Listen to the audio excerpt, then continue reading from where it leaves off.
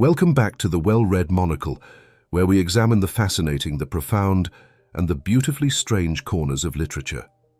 Today, we are exploring a novel that remains one of the most controversial and gripping debuts in modern fiction, Iain Banks's 1984 masterpiece, The Wasp Factory.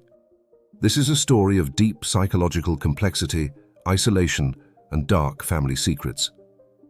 In this video, we will walk through the entire plot, examine the deeply flawed characters, unpack the core themes, and explain the unforgettable twist that completely reframes the narrative. Let us set the scene. Our protagonist and narrator is Frank Cauldhame, a 16-year-old living on a remote tidal island in Scotland. Frank is, by all official accounts, non-existent. He has no birth certificate, no national insurance number, and does not go to a traditional school. He lives with his father, Angus, an eccentric former hippie who spends his days measuring household objects and strictly forbidding Frank from entering his locked study. Frank's daily existence is governed by a complex, self-invented religion of rituals and violence. He patrols the island to check his sacrifice poles, totems made from the heads and bodies of birds and small animals, which he believes ward off intruders. He builds elaborate sand dams only to destroy them with homemade explosives. But the centerpiece of his world is the titular Wasp Factory. Housed in the attic, the factory is a massive, maze-like device constructed from an old clock face. Frank introduces a live wasp into the mechanism, and depending on which fatal trap the insect unwittingly walks into, be it fire, a spider, or crushing, Frank interprets the manner of its death as a prophecy for his own future. Early in the story, we learn that Frank's half-brother, Eric, has escaped from a psychiatric facility and is making his way back to the island.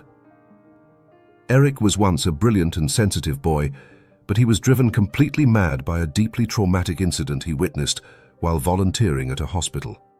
Now, Eric communicates through unhinged, cryptic telephone calls, announcing his steady approach while setting local dogs on fire along his route. As Eric draws closer, Frank calmly reveals to the reader the darkest parts of his own history. Before the age of 10, Frank murdered 3 of his own young relatives. He killed his cruel cousin Blythe by placing a poisonous adder inside the boy's hollow prosthetic leg. He killed his younger brother Paul by tricking him into striking an unexploded bomb washed up on the beach. And finally, he killed his young cousin Esmeralda by tying her to a massive reinforced kite and letting the wind carry her out over the North Sea.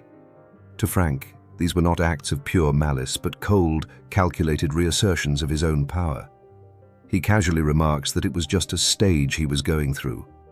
But to understand Frank's psychopathy, we must understand his core motivation.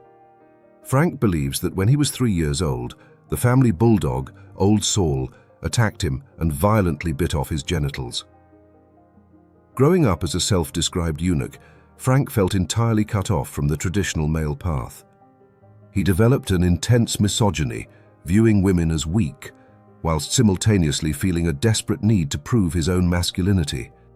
He turned to hyper-violent, hyper-masculine behavior, making weapons, hunting and killing, to compensate for the manhood he believed was physically stolen from him.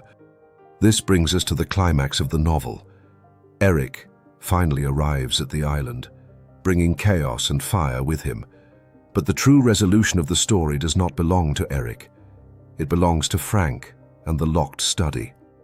While his father is incapacitated by drink following the stress of Eric's return, Frank steals his father's keys and breaks into the forbidden room. What he finds inside shatters his entire reality. Amongst the medical equipment and chemicals, Frank discovers a supply of tampons and bottles of male hormones. He uncovers the devastating truth: he was never attacked by a dog. He was never castrated. Frank is, and always has been, biologically female. After Frank's mother, a radical feminist, abandoned the family, Angus Cauldhame decided to conduct a bizarre, misogynistic social experiment. He told his daughter Frances that she was a boy who had been mutilated by a dog, and he secretly fed her male hormones her entire life to suppress her physical development. The novel concludes with Frank, now Frances, re-evaluating everything.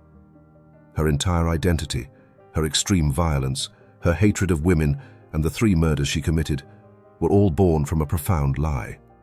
She had constructed a monstrous, hyper-masculine persona to compensate for a lack that never existed. She realizes that she, much like the insects in her attic, was just navigating a trap built by someone else. She was the Wasp, and her father was the Factory. In conclusion, the Wasp Factory is a masterful and disturbing subversion of the coming-of-age story. Iain Banks forces us to confront the age-old debate of nature versus nurture, presenting a chilling examination of how identity and gender roles are constructed, enforced, and distorted by society and our parents. It leaves the reader questioning how much of our own identity is truly ours, and how much is simply the architecture of the factory we were placed in. Thank you for joining me on this deep dive. If you enjoyed this analysis, be sure to like, subscribe, and let me know in the comments which book you would like to see covered next here on the Well-Read Monocle. Until next time, keep reading.